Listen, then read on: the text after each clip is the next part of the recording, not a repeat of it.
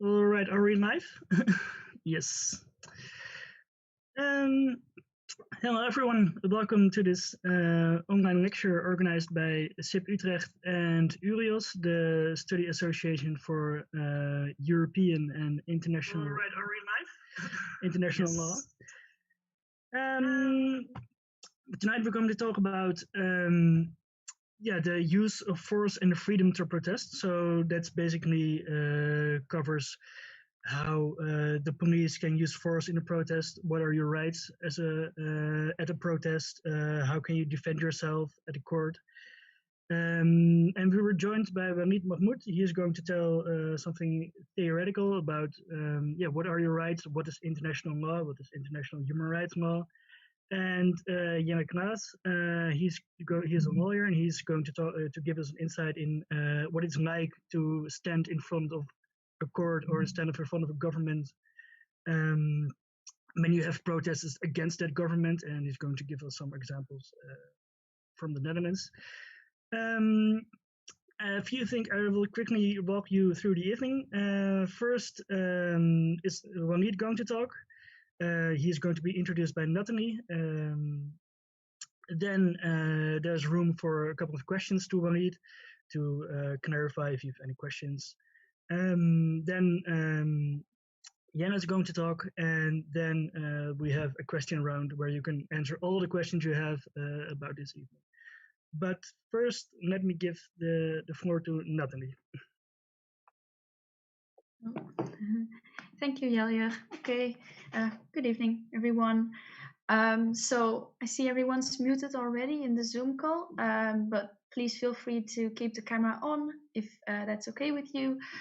We also have the chat open for any questions, as well as the chat on Facebook and YouTube. So my name is Natalie, and I am the Symposium Commissioner for URIOS, and I'm very happy to welcome you all to this collaboration with SIP Utrecht. So first I'm going to introduce URIOS very shortly, and then we'll move on to our lecture. So for those of you that are new to URIOS or to our events, we are, like Jelle said, the Study Association for International and European Law. We were founded in 1981, which makes this our lustrum year, which will be celebrated very nicely. And due to the broad nature of international and European law, we welcome students from all faculties, and our main goal is to introduce students to this law on a more practical level, so with lectures, debates, law firm visits, and more, but we also have social activities. And this spring, for example, we have our own Model United Nations and our career event, and in March we will have our Lustrum Symposium. So that's enough about URIOS. You can also follow us on all the social medias. So for now, I'd like to introduce the first speaker of the evening. This is Mr. Walid Mahmoud. Mr. Mahmoud has completed his legal studies at the University of Cairo, and later he did his legal research master at our own Utrecht University. Currently, he is a guest researcher and junior supervisor at the Karlshoven Riscusforum on International Humanitarian Law in Leiden, and he has extensive knowledge of international humanitarian law, human rights law, and international criminal law. He has also won the Utrecht University Social Impact Award in 2019 for his online platform, The Legalist, on which he offers law courses and courses on legal skills. So please, Walid, you have the floor. Yes, thanks, Natalie, for this nice introduction, and really happy to be among you today with all the young generations, etc. I have a really brief, or I was asked by Natalie to give you somehow a crash course about the use of force in protest. So I pulled together some things that I hope would be interesting, not really systematic and not really law and order, but I hope I can really provide you with the bigger picture of what are the rules that could apply to protest and use of force in particular. So I'm going to share my screen and talk a little bit more. Yes, I hope now it's shared with you. So yeah, I'm Walid Mahmoud. I'm Egyptian criminal defense lawyer. As Natalie said, I also founded the Legalist Research Institute, for which I got the Societal Impact Award. I'm not per se an expert in protesting and the right to assembly, all these kind of things. I think Yella would provide you with a more practical experience from his own interaction with the right to protest. But yeah, so if I go quickly, my first experience with protesting was in Egypt, was in 2011. I was at that time a law student, but I didn't really study the right to protest, but I actually participated in protesting and uprising against my regime. So this was my first interaction, and then, as you know, of course, the situation in Egypt turned into a violent kind of protest, and then as you can see from the picture, clashes started, and then many things went wrong. Eventually, many people died, etc., etc., and the situation went really bad. Yeah, in 2012 and 2013, and now we have seemingly stable country, but we have learned a lot about protesting from this experience, and I would like to look at things with you from this kind of perspective. So this inspired me in 2013 to go to the Price Media Moot Court, in which I talked about freedom of speech and freedom of expression in relation to hate speech online, and also in relation to protesting. So that, of course, opened some opportunities for me. After that, I worked with Reuters in Egypt, and then also here again, this is a picture from the University of Utrecht, where, as you can see, Yella class is here on the picture as well, at the left. We had a symposium, and before that, we had a research project through which we worked on the right to protest in the Netherlands. Currently, as Natalie also introduced you, I work with the KGF, during which we have an IHL clinic, in which students can also be part of, and then we conduct really like legal research on current situations.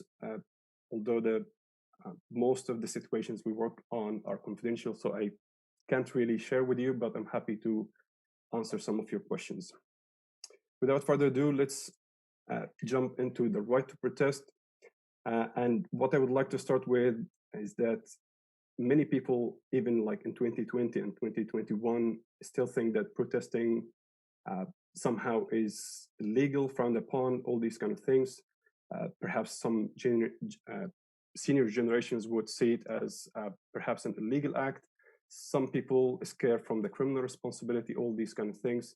But what we would like to establish today is that the right to protest is a human right, and everybody can actually participate. But what if the protest turned into a violent one? What happens when a protesters start to fight?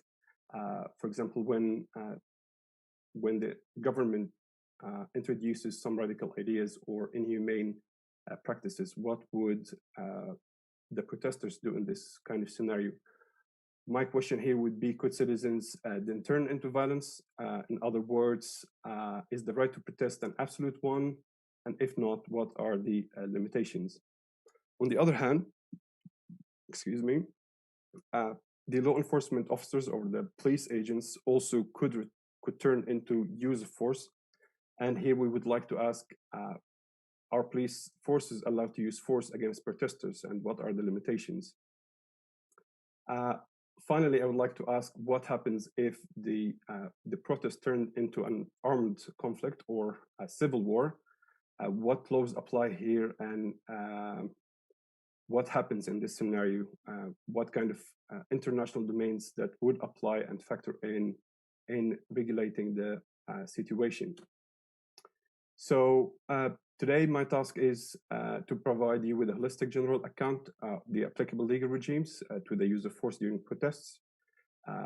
My purpose is to introduce you to the methodology of how the law applies. So I would like to give you a holistic approach of how domestic law, European law, or regional law, and international human rights law apply, as well as international humanitarian law.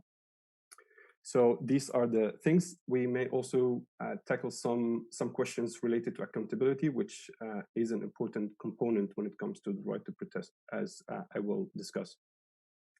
So my idea here, or my purpose here, is to help you make up your mind if this kind of domain is the one for you. Also help you understand the situation in case you yourself went to protest and you have a situation with the country, how to deal or interact with the lawyer. And if you would like to research protesting from an external approach, what kind of things that you would look into when you get into the legal domain. So if you look at the national law, of course, each national law has or recognizes the right to protest. I would like to choose the Dutch example because this is the one I interacted with recently with Jelle. And here, if you look at the constitution, you would see that the right of assembly or protesting or demonstration shall be recognized. And that means this right is, first of all, is a legal right and is a human right that everybody could practice.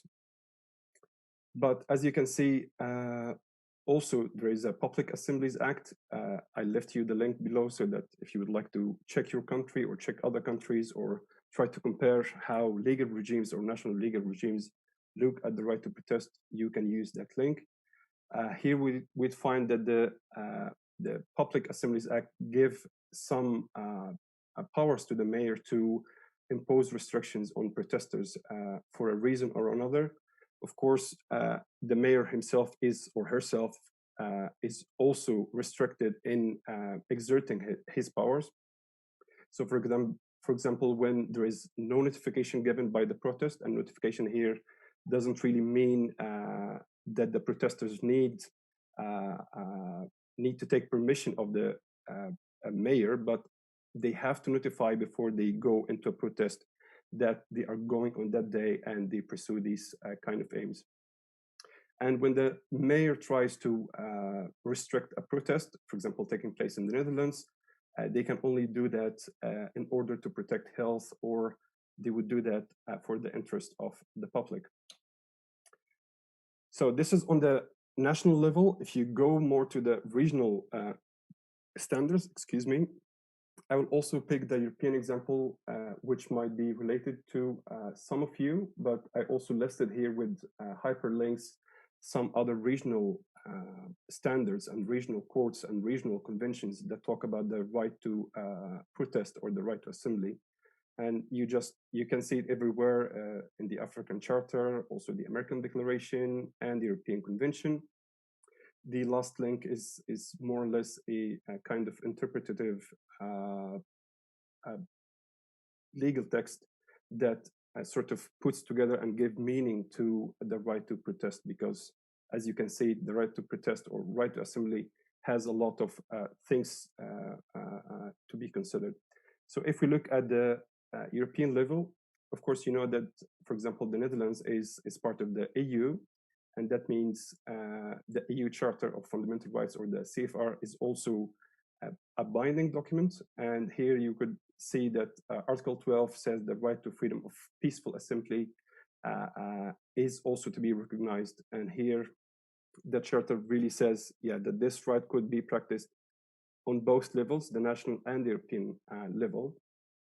But the more applicable and the more comprehensive document would be the European Convention on Human Rights. It also has in its Article 11, it states that everyone has the right to freedom of peaceful assembly. And peaceful here doesn't really add so much, but it means that the assembly has to be peaceful. But even if the assembly is a violent one, then the state has to deal with it in an appropriate manner, as we will be talking. As you can see also, if you look at the bold statement, which says no restrictions shall be placed on the exercise of the rights of the right to protest. That means that first of all, the right to protest is unrestricted one, unless there is something too necessary to restrict it. And here we go to apologies, the text might be a little bit small, but for a restriction to be made, there has to be a law that restricts the protesting, and that law has to be pursuing a legitimate aim, and these aims are listed here. For example, the national security or public safety. Of course, all these things are detailed and fleshed out in the case law of the European Court of Human Rights and also on the national level. If you look at CFR, for example, if you're really a national in the Netherlands and you participated in a protest and that you had some issues or use of force was applied at you, and then you now actually you went to court and you're trying to get your rights right, so to say. So here, the CFR and ECHR would be also applicable at the national level, and the Dutch judge has to take them into account. And that means that they both apply. But if you look at the CFR, as we discussed, for example, it has a wider scope. That means that if you participate in a protest within the your national level or the EU level, the CFR should cover your right to freedom to assembly. The ECHR is an older version. It's also one of the oldest conventions that stated the right to assembly. It's more progressive. So if you're looking for case law or if you're looking to know more about the right to protest, you can, of course, go to the ECHR and the jurisprudence that was put forward on the right to assembly. If you look at the geographical application of the ECHR, also it's wider because it includes 47 states rather than 27. And as I said, the ECHR has given a prominence because of its really developed jurisprudence. So if the right to protest or your situation become problematic, then when you go to court, then the first question would be, was the right to protest fully granted to you? So that's first of all. And then was the right to protest was restricted? And what I'm saying now, or these questions are ordered by how the court would answer or tackle your case. And then the court would go then to ask whether there was an interference with the right to protest. And in order to measure whether there was an interference, and interference here means that your right was restricted, they will have to conduct something called the three-part test. And that means they will first check whether the restriction was prescribed by law.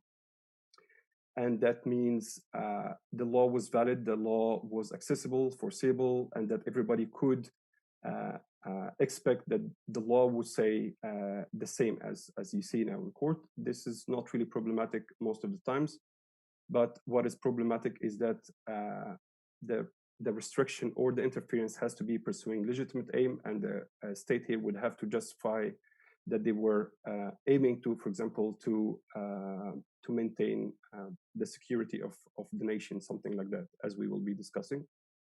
And then you go to the last one, which is the necessity or the necessity of use of force. And in this scenario, there will be somehow a proportionality test by which the court would assess whether the use of force applied to protesters was proportionate. That means whether the police officers could have done what they have done without recourse to force. If we move to the more international human rights law dimension, if you look at things from a more broad picture, then you would also see that there are international conventions that talk about the right to assembly. So it's not really something European, not really something Dutch or Belgium or German. It's a right that is stated in all international conventions. And here you can see the Universal Declaration of 1948 and other conventions as well. So I would like to talk about this one, Universal Declaration. As you can see from the name, excuse me, it's a declaration, so it's not a binding document, but it has a customary binding nature, so it's also applicable. And here it says everyone has the right to freedom of peaceful assembly and association.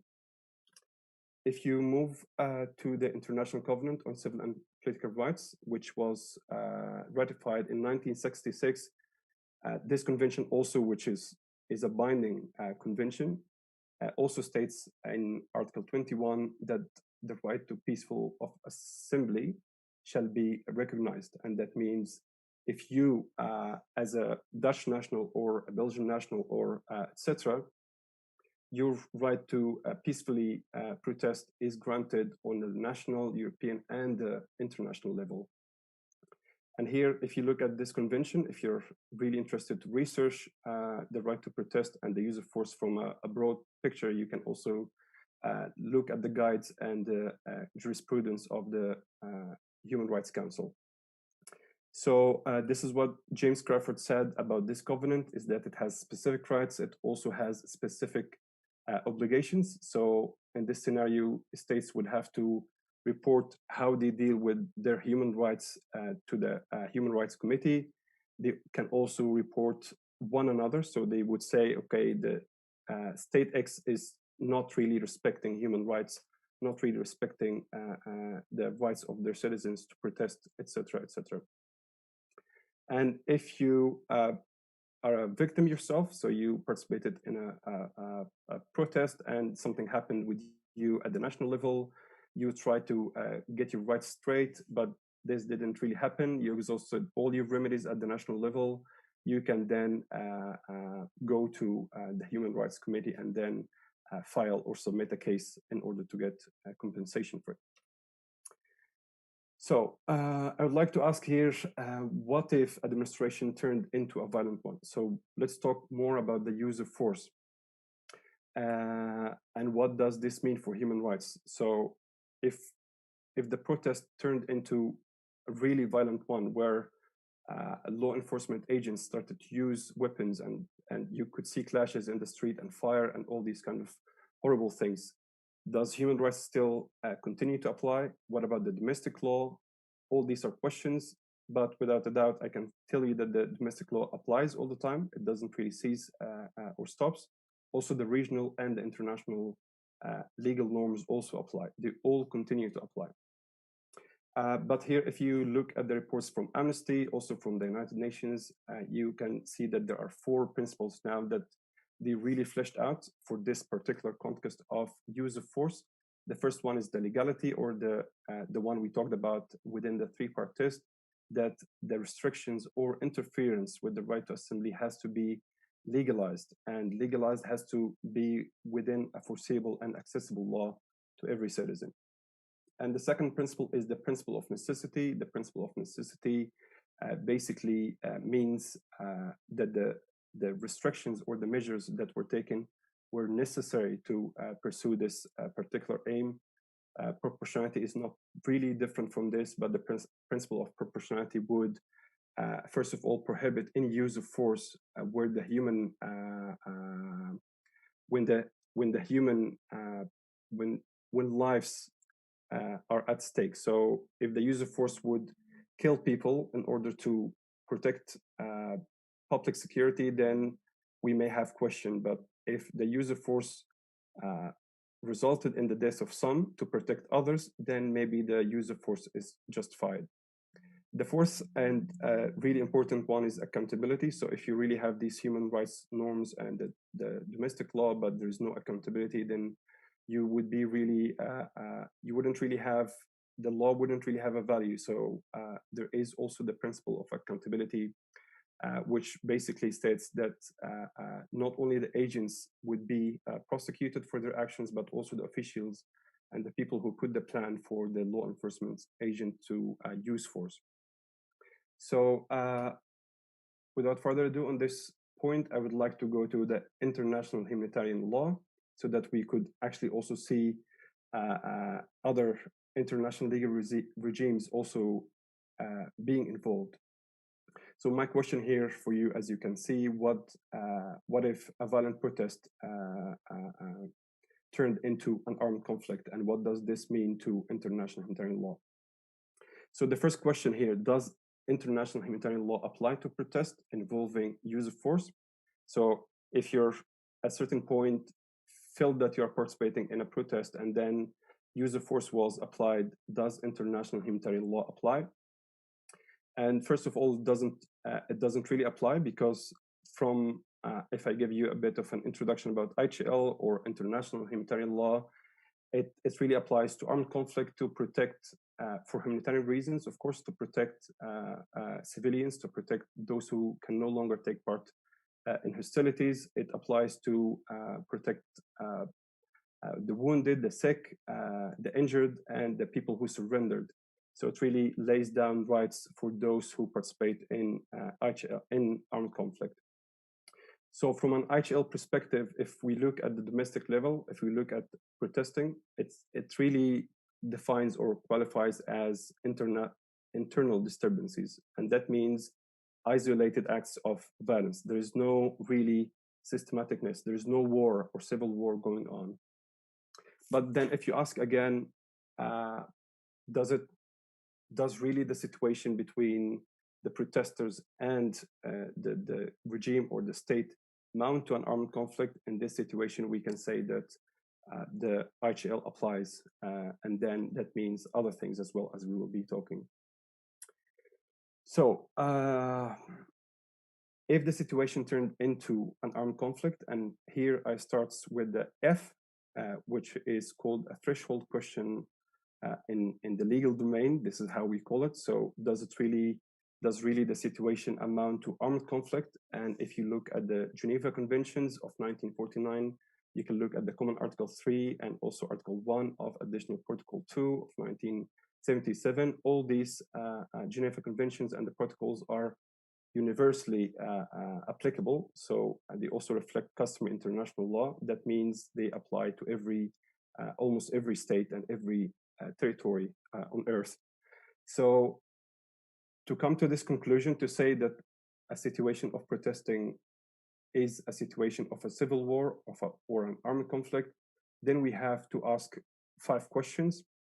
And the first one really entails level of organization. And when I say level of organization, I mean the protesters. So now we have a situation in which the regime itself has its forces using force, and we have another group of people who organized themselves, and they became really strong. They had a plan. They form a group. They have weapons. And then we go to the second criteria, which protracted operations. This group can also have sustained military operations or military-like operations. And then you have a clash between the government and those organized group, and then somehow it turns into an armed conflict with a military nature. So if we reach this situation from a right to protest point of view, then we can say the IHL regime applies. And this means also that in this case, we can have questions whether human rights continue to apply, or whether IHL will be the only legal regime that applies in this situation.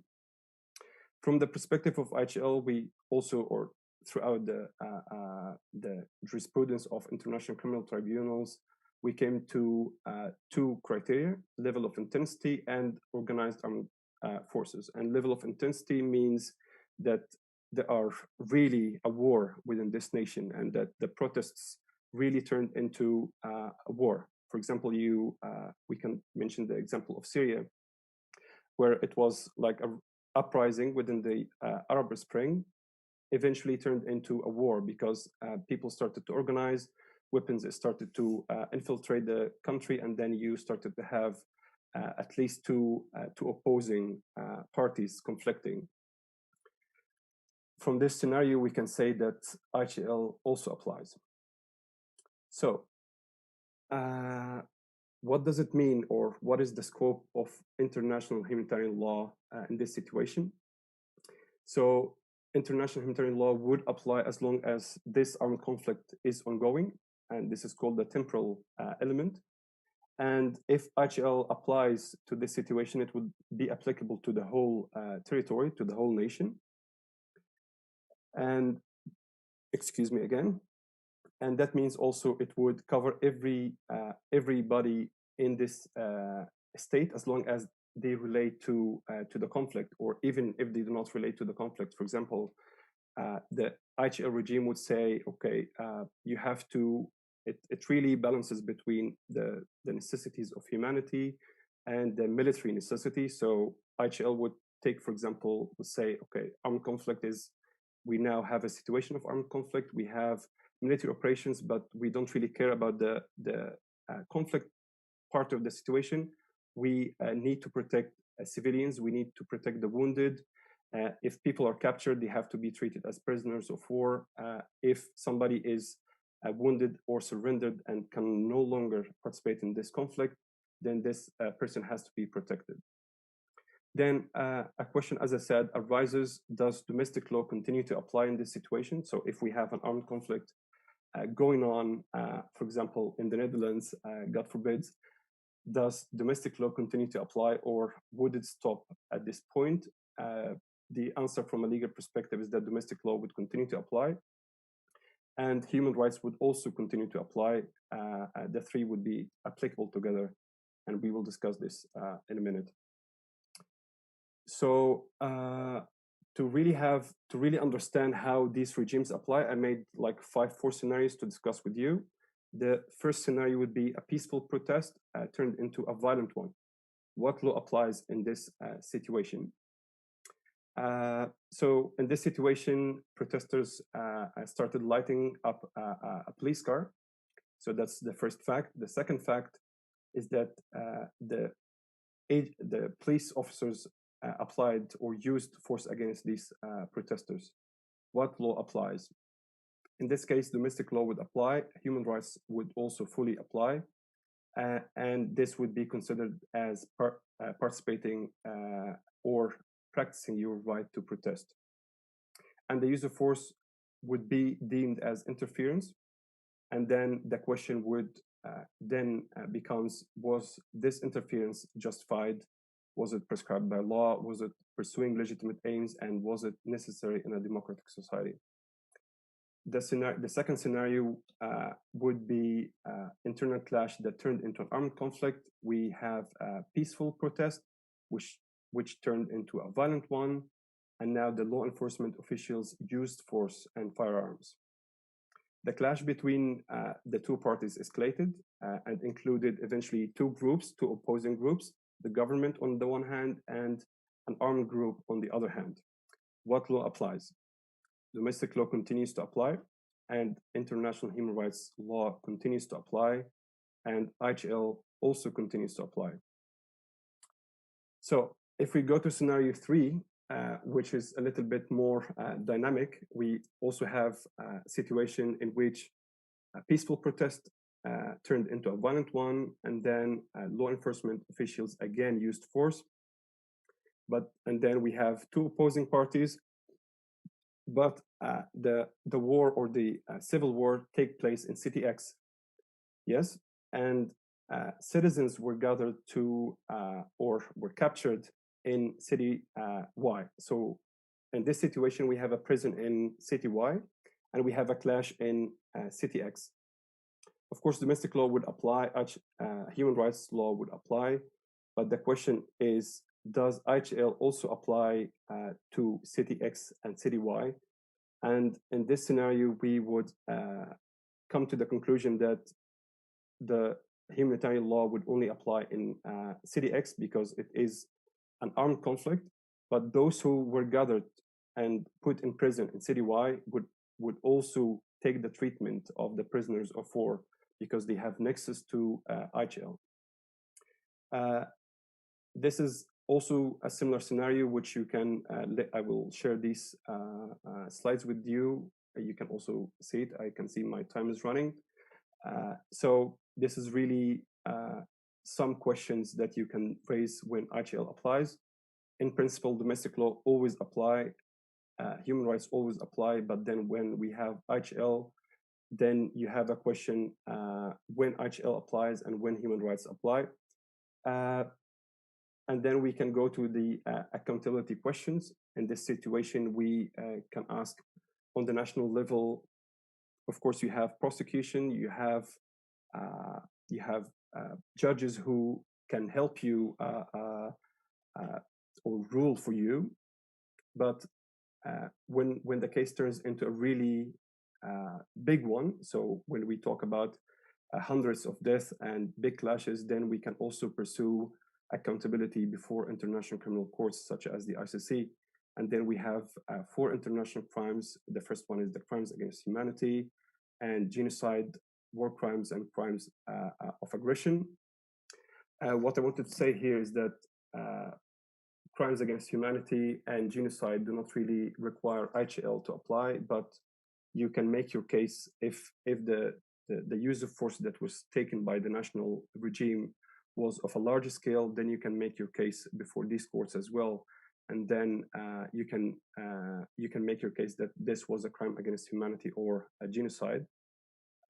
But if it's an armed conflict, then you can also talk about war crimes and crimes of aggression. War crimes basically are crimes that violate the norms of IHL. Genocide and crimes against humanity are basically similar to murder, torture, enforced disappearance, but they happen on a large scale. In that case, you can go to these forums. So to come to a conclusion or to like take takeaways from this discussion, if you really want to participate in a protest, this is fully your right. It's a legally valid method by which you can weigh in and express yourself in a group. It's a way to remind the state that there is a democracy and the authority is with the people. You can use it to flag problems concerning the public, especially if the government is really failing to solve these problems. You can also use it as a petition to the government for redress of grievance. Protesting, nonetheless, is not an absolute right. That means you can't really do anything that you want while you're in protest. Becoming violent is not really within your parameters. When you participate in a protest that really uses violence, then you may be risking your freedom as well. Eventually, also, the use of force that the police would apply on violent protests is also not absolute and is restricted by the 3-part test that we talked about. And everybody who uses force disproportionately or without really a necessity, then they could also suffer from national and international accountability. And with this, I come to conclusion. Thank you very much for your attention.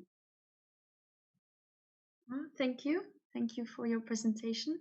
I think it was very comprehensive and that a lot of us learned a lot. So I was wondering if there were any questions. Of course, people in the Zoom can always ask their questions in the chat or even by speaking up.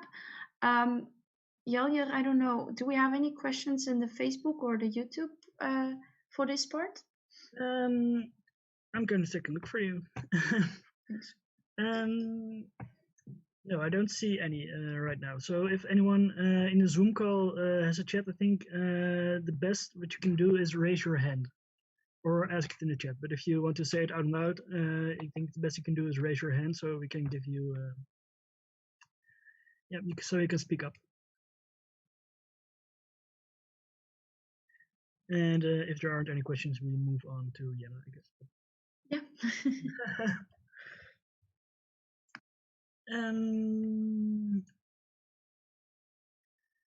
All right.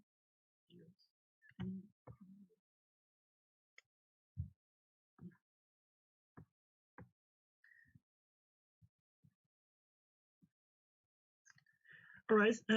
I don't see any questions, so I think it was a clear story, Wahid. I think we can continue to Jelle, and afterwards.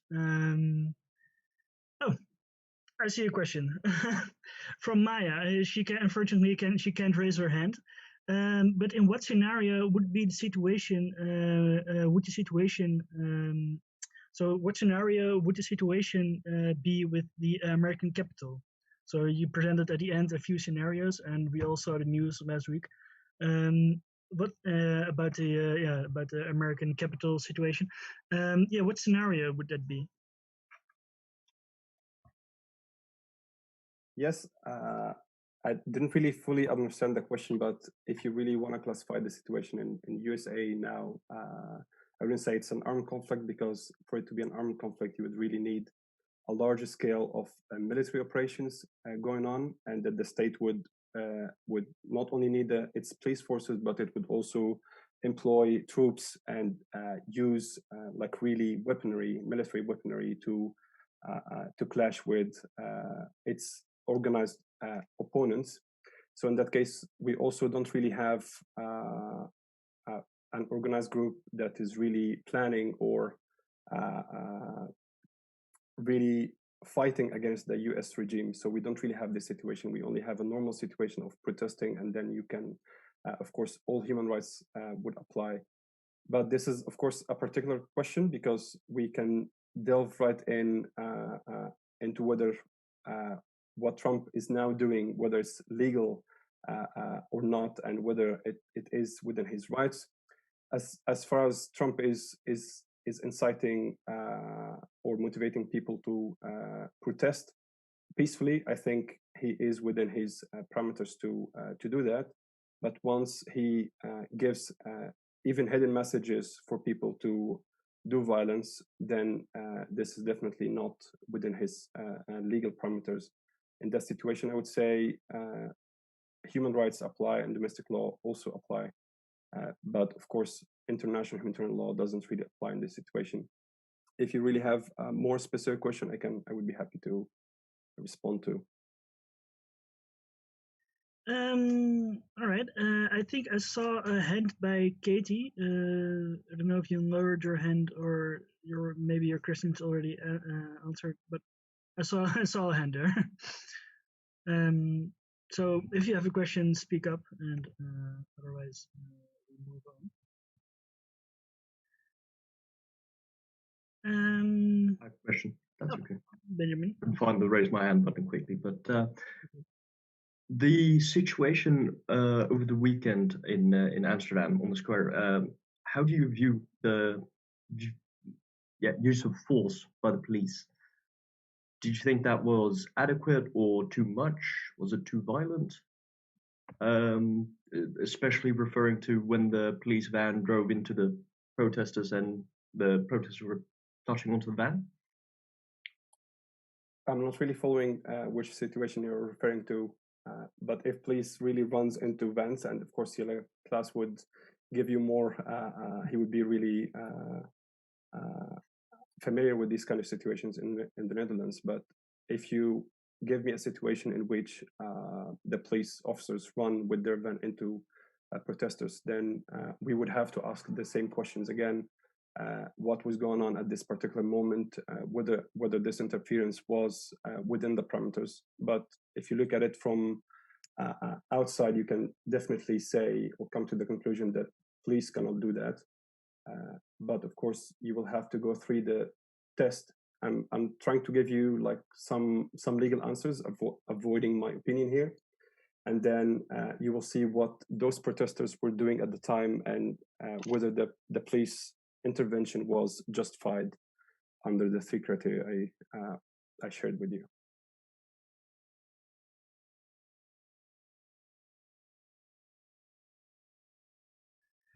All right. I hope that answered your question, Benjamin. I think we can move on to Jelle right now. So let me introduce him. Jelle Klaas is a lawyer who gained much of his experience on litigation in the Netherlands against the Dutch government. He worked for 15 years for at Fisher. It's a firm specialized in social economic rights, human rights. Examples of cases he worked on are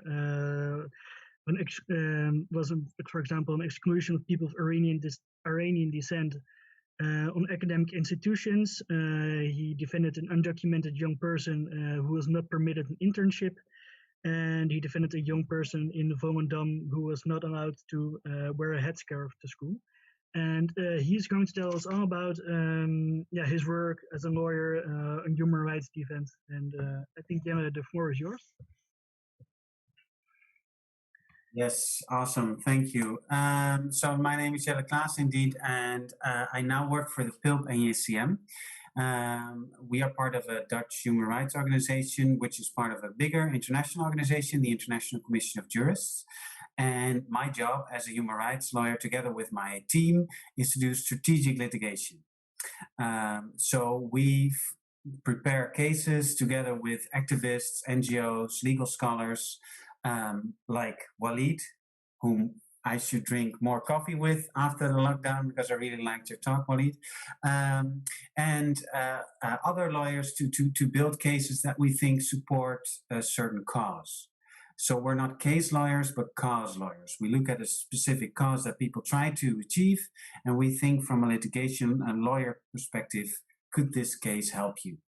So a few of the examples of the case we've been doing is one of the case that we won last year with the SIRI case, the system risk indication case on a risk profiling system that was taken out of commission by the court. We just won a big case at the Human Rights Committee on statelessness in the Netherlands. We're doing a case on ethnic or racial profiling with Amnesty International and a few citizens and a few other groups. But a lot of our cases at this moment, we have 3 cases pending on the right to protest.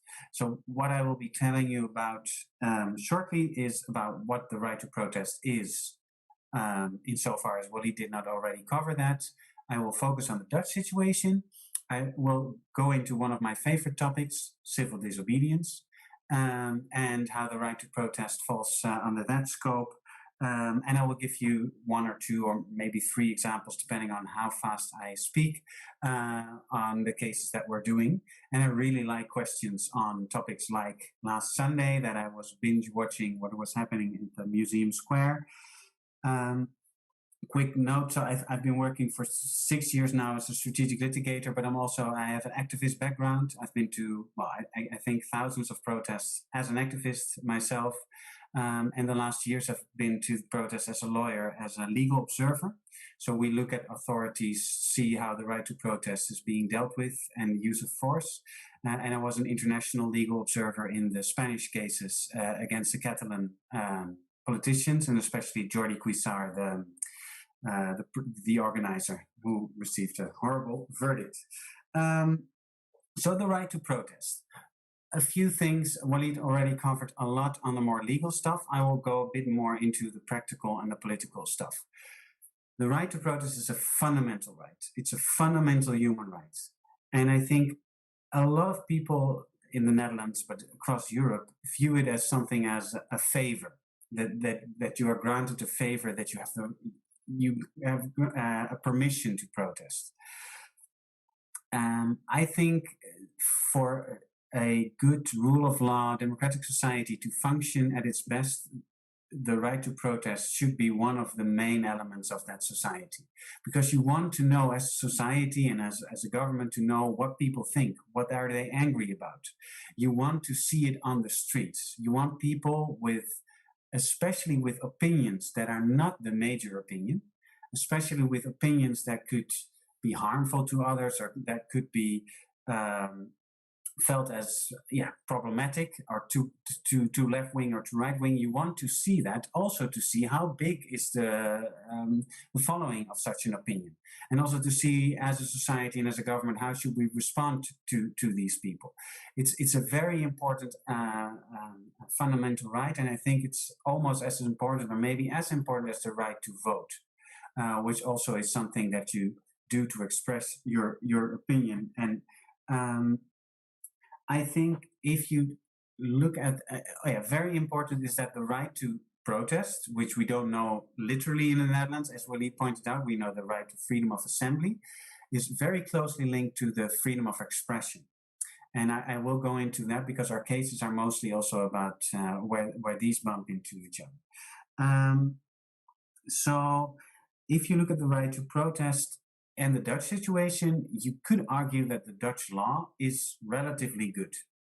So we have a relatively good constitution, and the law, the WOM that Walid also mentioned, is relatively good. And we have a national ombudsman who's wrote 2 lengthy reports about the right to protest in the Netherlands. And again, it's also relatively, from a human rights perspective, well protected. For instance, well, I will go into that later. The problem in the Netherlands is the practice. A lot of people do not understand the right to protest.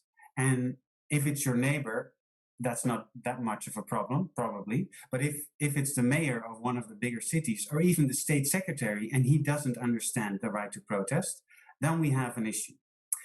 A great example of someone not understanding or not willing to understand the right to protest is Mr. Klaas Dijkhoff, who was a state secretary in 2017, when he said that people that want to protest the racist caricature Black Pete, that some people still want to cling to in the Netherlands, but which is obviously a racist tradition that should end, and a lot of people are angry about it. And he said you have the right to protest all day, every day in the year, except on the day when Black Pete is on the streets. And he said that in a function as a state secretary, which is, I think, interesting, because the fundamental issue about the right to protest is, like I already said, opinions that you do not like should be most defended by the right to protest. That's the fundamental issue. If we only allow people to protest that we like and that we agree, and especially when we're talking about a state secretary, only allow protests or are happy with protests that they think are good, then we have a problem. It should be something that is always a bit problematic and feels difficult, and that's good for our society. I will go into that in the examples of two of the cases where you see that the mayors that we dealt with also not really understood the right to protest. So very fundamental, what is a protest? It's two people, at least two people. If you're alone, you're not a protest, according to Dutch law. So you have to be with at least two, voicing an opinion in public. So that's quite broad. And according to the European Court of Human Rights, a protest can be a lot of stuff. It can be a theater thing on the streets. It can be you making music. It can be dressing as clowns. It can be a sit-in. It can be a blockade. It can be walking around. It can be a lot. And the most important thing is that you decide.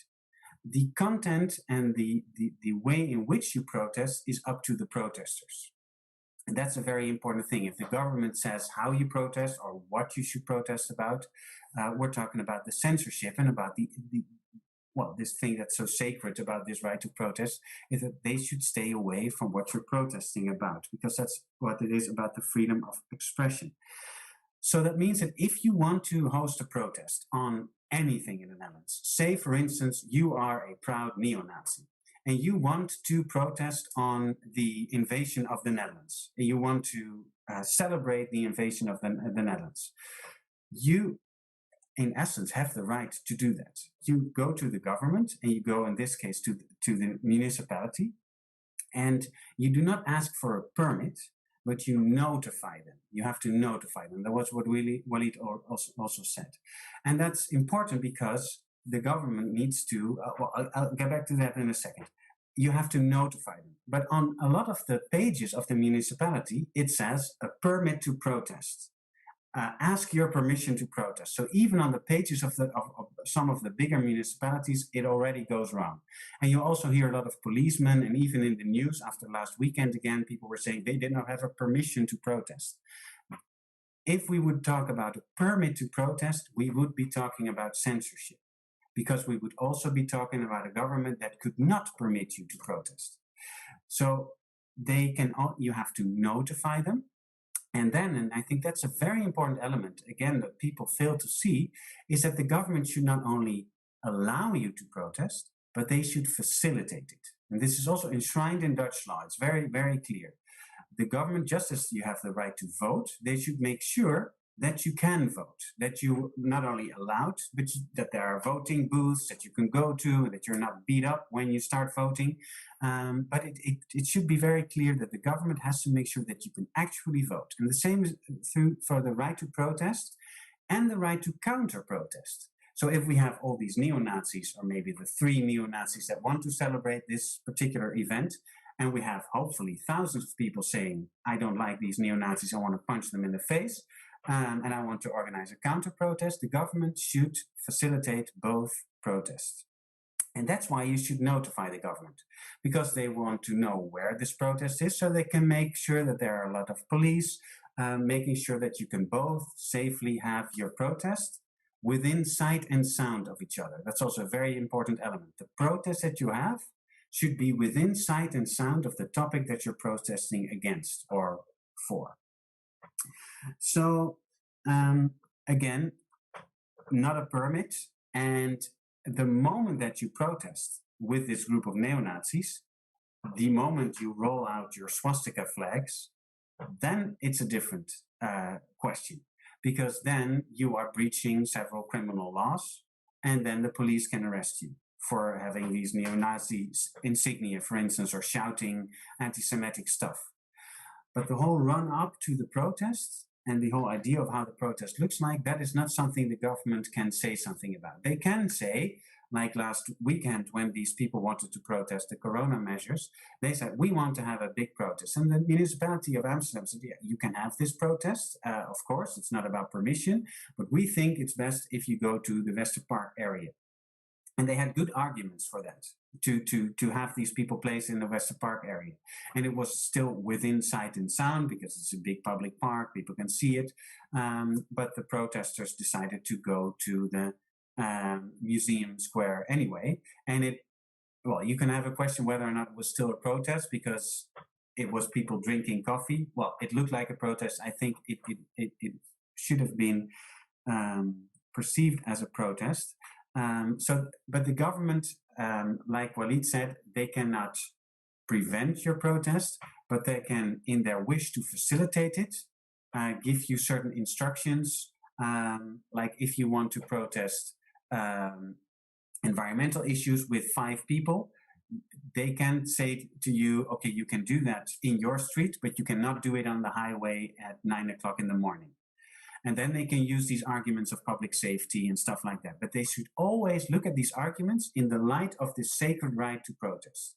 The idea is the protest should go on, and it should be about what you want it to be about, and it should look the way you want it to look. But within these parameters, the government can think with you and give you a few instructions. And then it's up to you to live up to these instructions, yes or no. The sole fact that you do not notify the municipality is, in law, indeed a problem. But the National Ombudsman has declared, and it's followed by the Dutch court, in itself, it's not a reason to disband the protest. So if you don't notify them, you can still have your protest. And the sole fact that you didn't notify does not allow them to arrest you or disband your protest. Okay, so I think I've covered most of the important main lines about what it is to protest. And we are talking about peaceful protest. So indeed, when violence occurs, a lot of these rights that cover the peaceful protest will not be covering it anymore. Also because the violence in itself is a criminal act, just like the rolling out of the swastika banner, and the police will act upon that. Yeah. So I think these are important things. Yes, civil disobedience is a very important one. Civil disobedience, and you could argue that the people storming the Capitol were being civil disobedient. You could also argue they're a fascist mob, but I mean, there's a lot to be said about that. But the tactic that was used could be seen as civil disobedience, and civil disobedience in itself is also protected by the right to protest. But at the same time, you are breaching several laws. So the government and the police can act upon that. But they should always look into proportionality, try to be de-escalating, not making it worse. And also in the use of violence, it should always be weighed against the right to protest, freedom of expression, and should be proportional. Well, let's go to a few examples. One of the examples of the cases, like I said, we're doing 3 cases, I think, and can only cover two. The latest case that we're doing is also regarding climate change protesters that bumped into very stringent corona rules, corona measures. So maybe I'll go into that. But the first one I want to go into is a small group of parents in the city of Sittard-Geleen in the south of the Netherlands, a Catholic city in the south of the Netherlands. I think there were 6 or 7 parents, black and white Dutch parents, that felt very angry about the way that the municipality dealt with the Black Pete issue. So there was this we every year have this Black Pete coming around and Santa Claus. And this was 2016, so the discussion was at an even higher stakes than it is right now.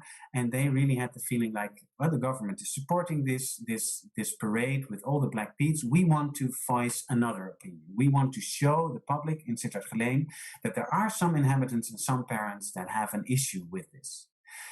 So they notified the municipality, hey, listen, we want to have a small protest where if the parade walks by, we want to stand next to it and have some placards saying we want a party and a festivity that's also for our children, and we don't want it to be racist or something like that.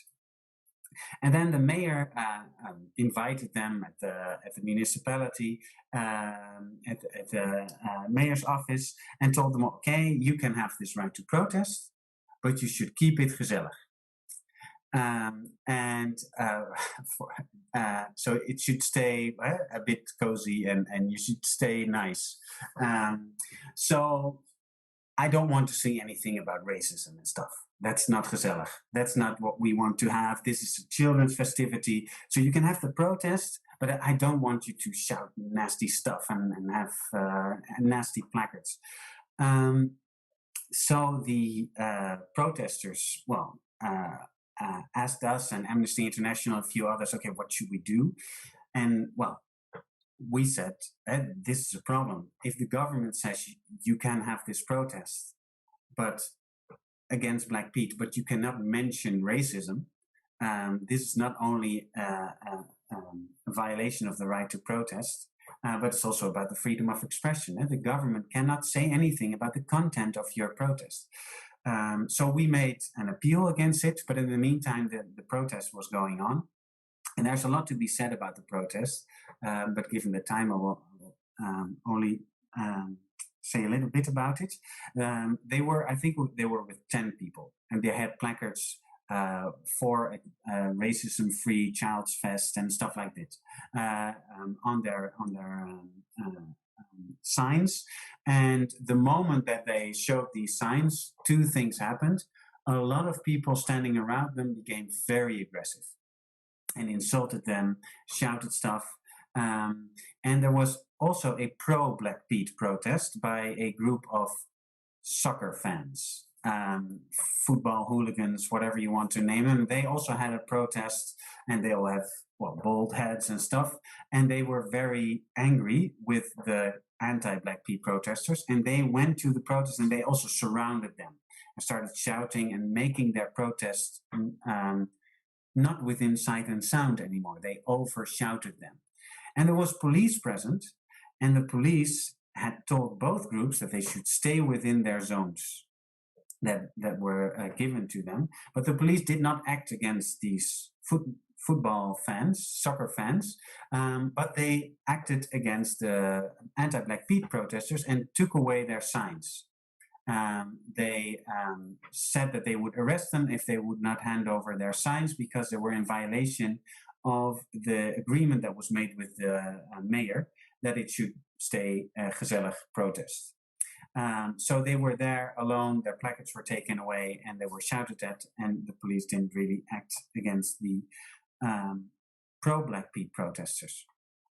I think this is a very interesting thing because first it went to the municipal council, and the mayor told the municipal council when questions were asked, and there was quite some media attention in the local newspaper, the Limburger, the mayor said, I will do this again next year. I don't care what people think. I think this was the right thing to do. It has to be a gezellig feestje.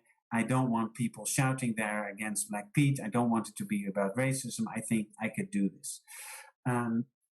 We had already had the appeal. A lot of people, experts, also talked to the mayor, and there was quite some discussion within the newspapers. And at a certain point, the mayor, shifted, and he made his public excuse and said he would never do it again. And we won the first appeal. So I think this is an interesting example where you can see that the effect of we've seen countless examples of mayors in the Netherlands, because they are the first ones that decide on the right to protest, of restricting a protest and afterwards saying, oh, whoops, sorry. And at that moment, the protest has already taken place or has not taken place and has been restricted. And these citizens have been there and have really felt, their constitutional and fundamental rights being restrained. And these mayors, well, if they keep on doing it, it's a very problematic situation. Another, I don't know, do I still have some time left? Yeah. So another case that we did was for a group of students, student organizations in the south of the Netherlands, in Maastricht, who had a few bigger protests on the deportation of a refugee family. So there was a family from Afghanistan, they would be deported, they were very opposed to that, and there were two big walkouts supported by Amnesty students, international students. It was a very interesting big protest, and the municipality wrote after they notified the municipality said, okay, you can have the protest, but we placed some restrictions on you. And the first restriction that they placed was, you cannot say, and you have to make sure that no one in the protest says anything that could be seen as offensive by anyone. And I think that's a very interesting point of view by this big, by the mayor of this quite big city in the Netherlands, because if your protest is not offensive to anyone, I mean, what use was the protest? You know, you will always be offensive to someone in the Netherlands, whatever you're protesting about. You want people to be a little bit, you want people to notice. And it's such a clear censorship to beforehand say you cannot say anything that could be deemed offensive. They also placed a restriction on flyering. They could not hand out flyers because it was on a Sunday, and there was a regulation that you could not flyer on a Sunday. And they told the protesters that they should arrange their own traffic regulators. They should pay people to regulate the traffic throughout the demonstration, which costs, well, a few €100. And again, was a clear violation of the facilitating role that the government should have. I mean, they have all these people wearing these blue uniforms that can regulate the traffic. Why ask the protesters to do that? And also why make a barrier higher for this fundamental right? So we have that case, we won on the first 2 points, on the flyering and on the offensive, saying offensive things during the protest. And we now have the case in the highest court in the Netherlands on the traffic regulators. We hope we win that, because in the meantime, we have all the corona measures, and it's only become more and more interesting to see what the government can do to restrict and how protesters should react to that. I think what Walid said, there is no absolute right to protest, but at the same time, there's also not an absolute negative on the right to protest when there is corona, for instance. There should still be a possibility, and the government should think with the protesters, how can we do this in a safe way? How can we facilitate that? And we see more and more problems popping up there. I think I've mentioned most of the things I wanted to.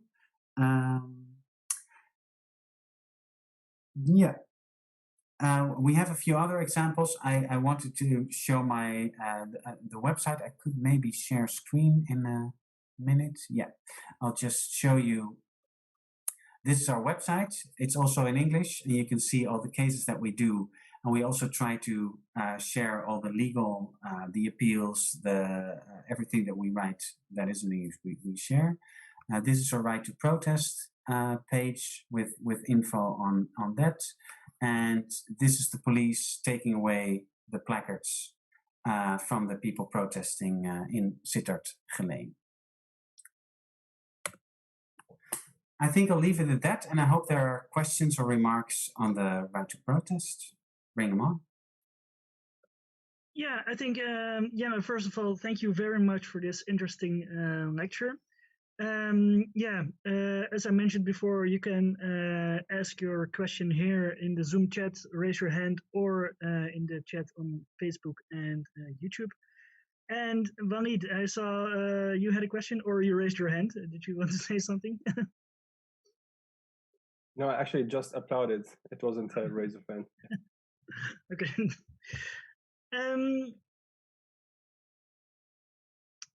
Yeah, does anyone have a question? Raise your hand. Speak up, Maya. Hey, I'm sorry. Here I am again. I have a question about civil obedience, and I was wondering, to what extent does civil disobedience apply, and when would you say something is, just general disobedience?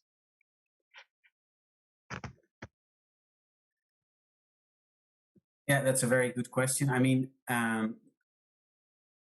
if civil disobedience is part of the right to protest, you could argue it's civil disobedience. There are scholars. I made a podcast on this with a few friends, with a very interesting academic, Robin Selikatis, who has done a lot of research on the right to protest and civil disobedience. And he says the civil in civil disobedience also says something about what you're being disobedient about. So he says, when you're saying you're civil disobedient, you place yourself on the shoulders of Martin Luther King and Gandhi and types like that. And if you're doing it to, from an extreme right perspective to take away rights from other people, for instance, he would argue that you cannot name it civil disobedience again.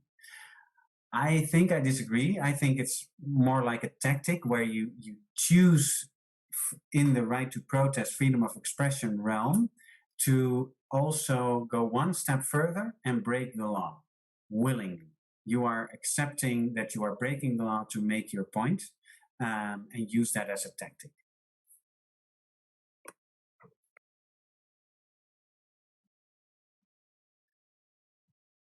All right, Maya, did it answer your question?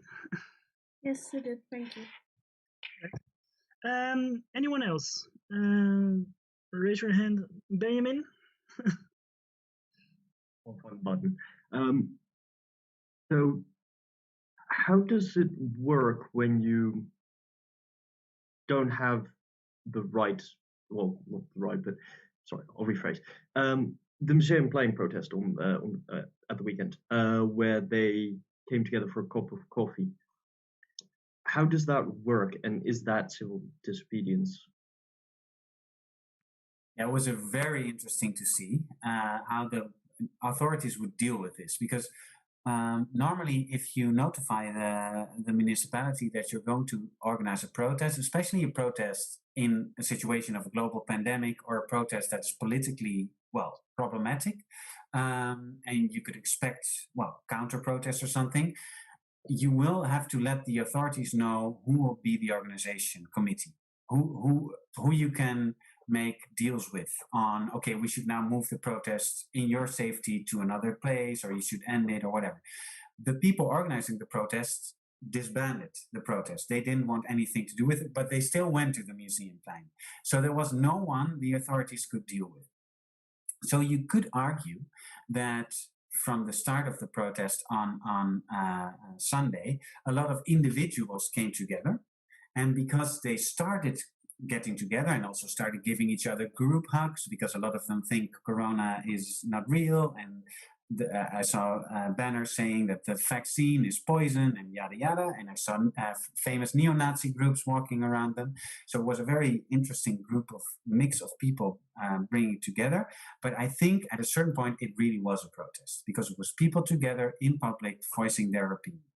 But the municipality had said you cannot do that there, and you could not do that in that way. You need to have someone organizing it, and you have to do something with these Corona measures. You have to stay your distance and wear. And because the majority of the people weren't doing that, they decided to disband the protest. But I think it's very important to remark that they only did it 3 quarters after the majority of the people were there. So they first, for 45 minutes, let the people do their thing. And I think that's good. That's something that the government should do. They shouldn't just arrest everyone. They should be proportional, also with the violence. And then after these 45 minutes, they started calling out and made sure that everyone could hear, you have to leave this square or else.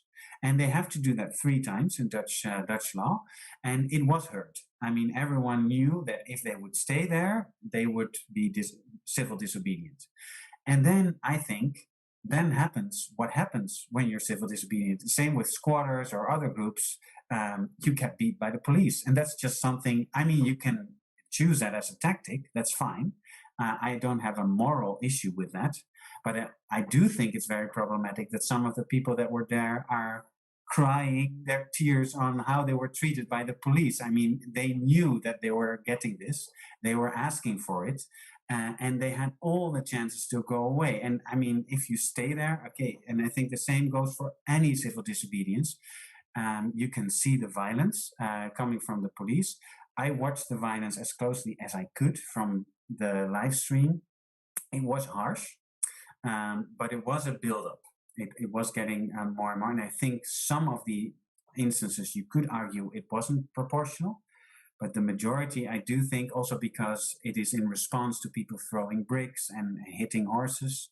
I think if they all start writing complaints, they won't win many.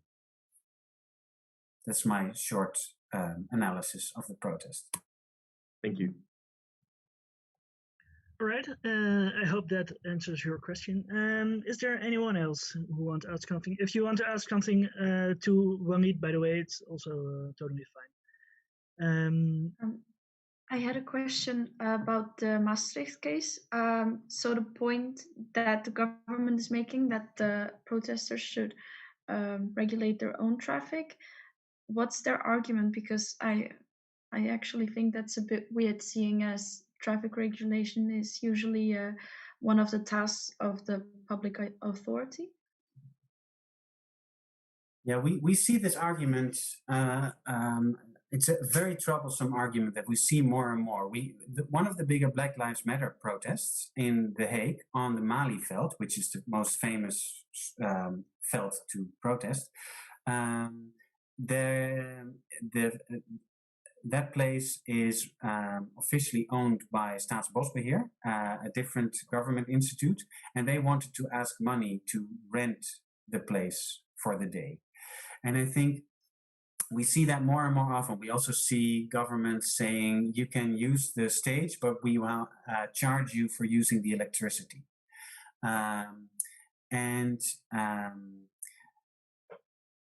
The municipality says you as protesters chose to make it a big protest, and you chose to walk on the bigger roads.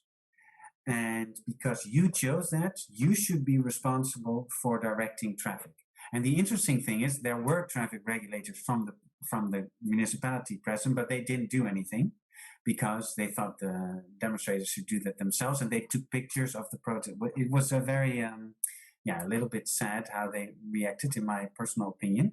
But their main argument is, well, if you choose for this route, you should regulate it yourself. And our argument is, if you're very poor if you're homeless people, or if you're students or whatever, you should all have the right to protest. So once you start asking a fee to protest, you start asking people to pay for traffic regulators or stages, you will make it more difficult to protest.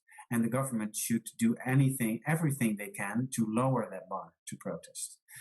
So I really hope we have convinced the Council of State with that argument.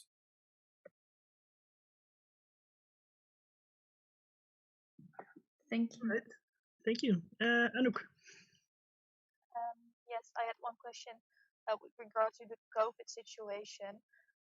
Now that regulations are getting more strict, there seems to be a curfew coming up, and people would be prohibited to go on the streets.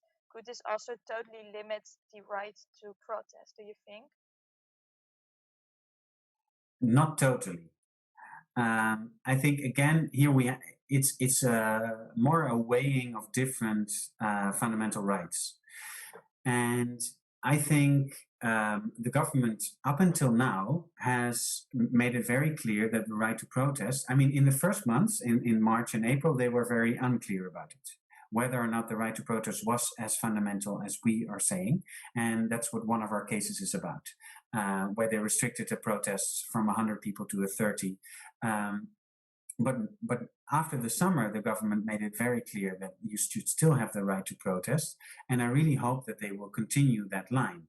I do understand, and I have I think it's understandable if they would still say, like the protest last week against fascism in the Westerpark, where also a lot of people were, but they were all at 1.5 meter distance, and you can really regulate it or ask them to regulate it. But I think from a more political and effectiveness argument, if you would now make the regulations stricter and stricter, and also tell the people that are really angry about it, that are losing their jobs or are just crazy Corona, are just all these different people, a lot of them have real concerns and really want to voice them. If you also limit their way to do that, I think from a democratic perspective and a rule of law, that could be very problematic. I think it's better for everyone if these people are allowed to protest, always, but with the restrictions. What do you think, Walid?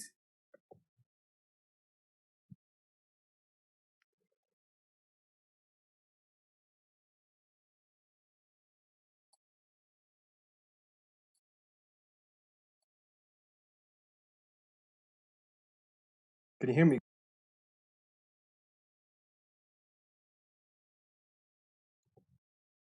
You're muted now, so.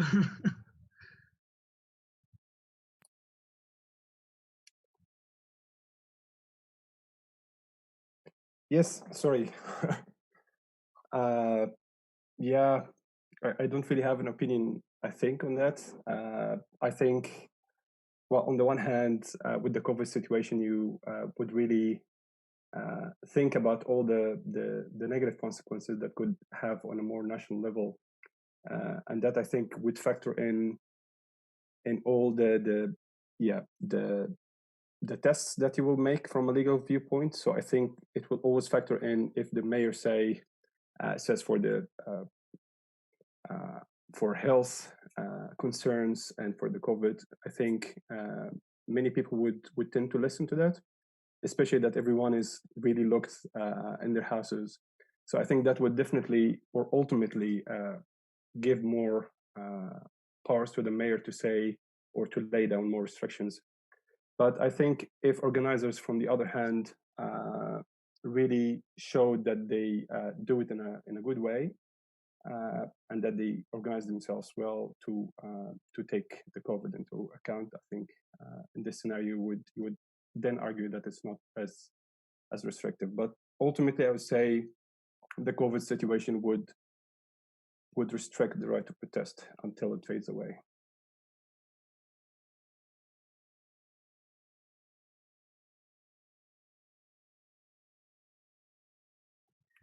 All right.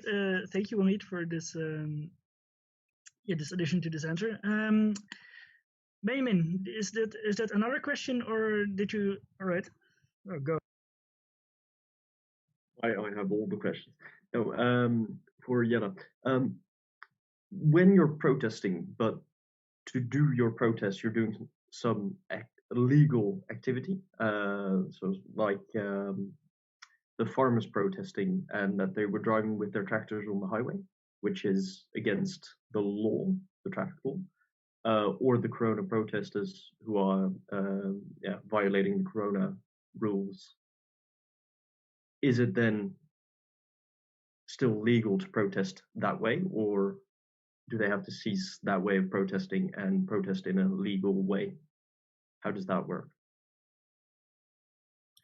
Yeah, it's a fascinating issue because they exist at two different levels. So we've helped the organization Extinction Rebellion a few times as legal observers that also do civil disobedience, so blockading. It was very interesting to see how they were treated and how the farmers in a week later were treated. Anywho, you have the right to protest. So both the farmers and the climate activists blockading, all the things that we discussed apply. So the police shouldn't just hit them; they should be proportional, etc., etc. But you are also breaking the law, and so that means that at a certain point, it could be that after the protest, you are being arrested or you get a fine. And because you're being civil disobedient, you should also be aware of that. I mean, you know what you're doing.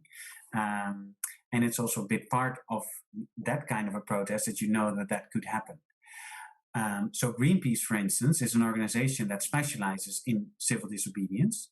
And they also say, we always accept the fines and we pay for them, except if they are extremely disproportional. And there are very interesting court cases in the Netherlands where also the court said in a very interesting case, just to make a final remark on that, where Shell, the petroleum company, there was a civil disobedience by Greenpeace, and they made lock-ons to their gas pumps. So for a few hours, people couldn't fill their cars with gas, and they threatened to do it again. And then Shell sued Greenpeace and said, make sure court judge that they cannot do that. You should prohibit that. And the court said, if you're such a big company and you are one of the biggest multinationals doing stuff like this, you have to be aware of protests like this, and you should also allow a little bit of it. This is just part of being such a big multinational, that if it's contained for a few hours and you know that it will be ended after that, you should, gedoog it, in typical Dutch. And I think the same is true for a lot of these protests. Civil disobedience, because people are breaking the law for a cause that they believe in, you should allow it for a little bit. But if they really, make a dangerous situation, at a certain point, the police should have the right to act.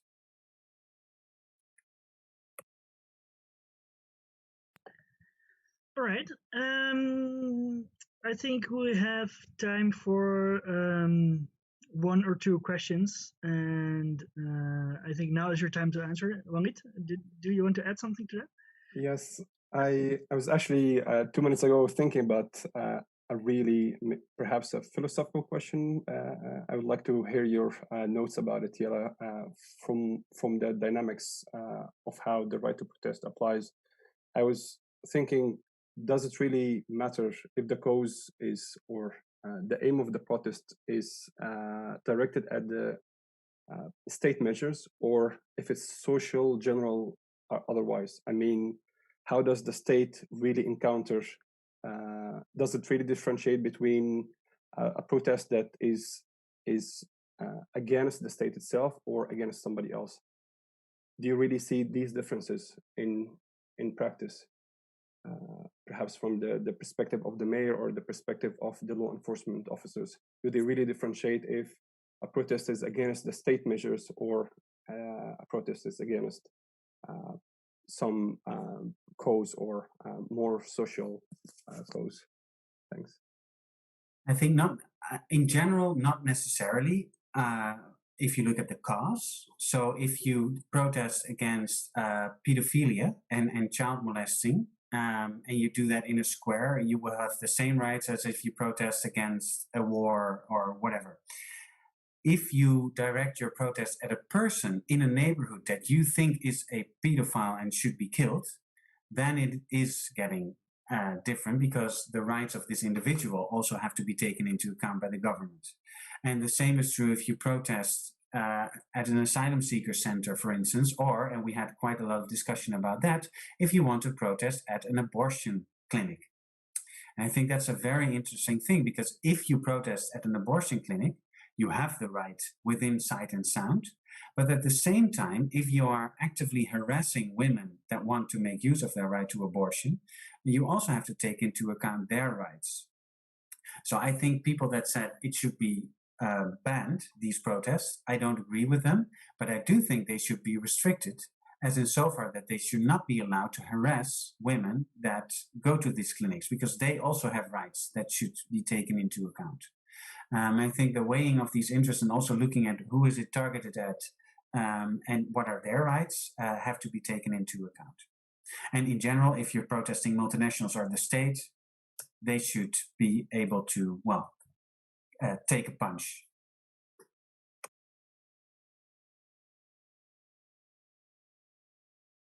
All right.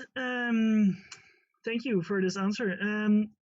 If there aren't any more questions, I think we can end this evening. Yeah, Brigitte and Jemme, thank you so much for this interesting lectures. I think we learned a lot from it, and yeah, thank you so much again. For the people who are watching, if you want to leave your opinion about this evening, you can do that via the link in the Zoom chat or in the comments on YouTube and Facebook. There's also a link. You can find it there and leave your opinion, so we know what you thought about this evening.